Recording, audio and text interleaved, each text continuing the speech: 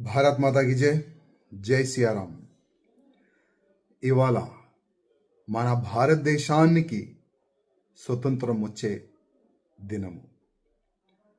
ఇవాళనే బ్రిటిష్ రాజ్యం మన భారతదేశం పైన నుంచి ఖతమైంది.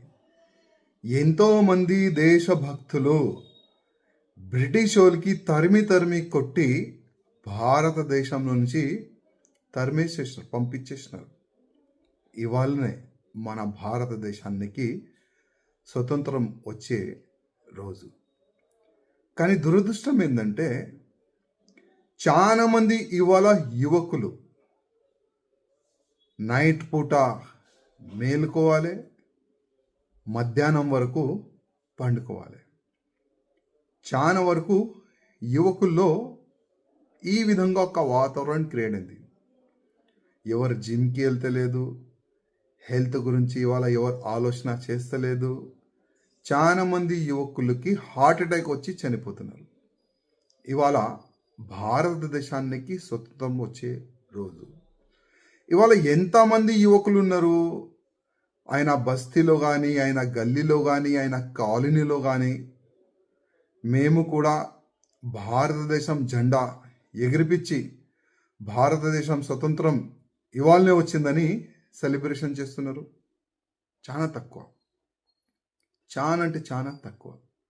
కానీ ఇవాళ చాలా వరకు యువకులు ఇది నా దేశం, ఇవాళనే నా భారతదేశానికి స్వతంత్రం వచ్చిందని చాలా మంచి భావన పెట్టుకొని వాళ్ళు చాలా గ్రాండ్ కూడా వాళ్ళు మన సెలబ్రేషన్ కూడా చేసుకుంటున్నారు.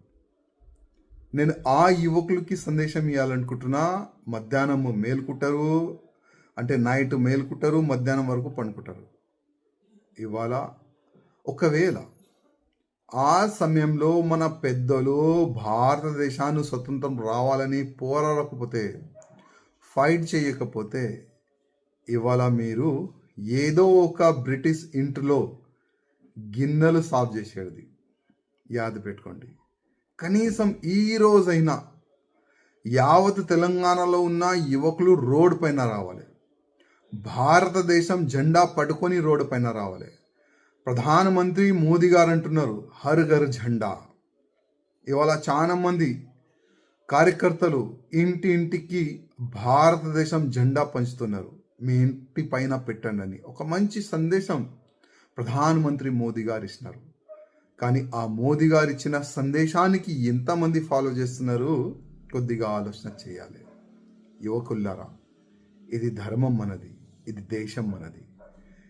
దేశ రక్షణ మన పైన బాధ్యత ఉంటుంది, ధర్మ రక్షణ మన పైననే బాధ్యత ఉంటుంది. అందుకోసం ప్రతి ఒక్క యువకులకి ఒక నివేదిక, కనీసం ఈ రోజైనా ప్రతి ఒక్క యువకులు బయటికి వచ్చి ఇవాళనే మన భారతదేశానికి స్వతంత్రం వచ్చిందని సెలబ్రేషన్ చేస్తే చాలా బాగుంటుందని నేను అనుకుంటున్నాను.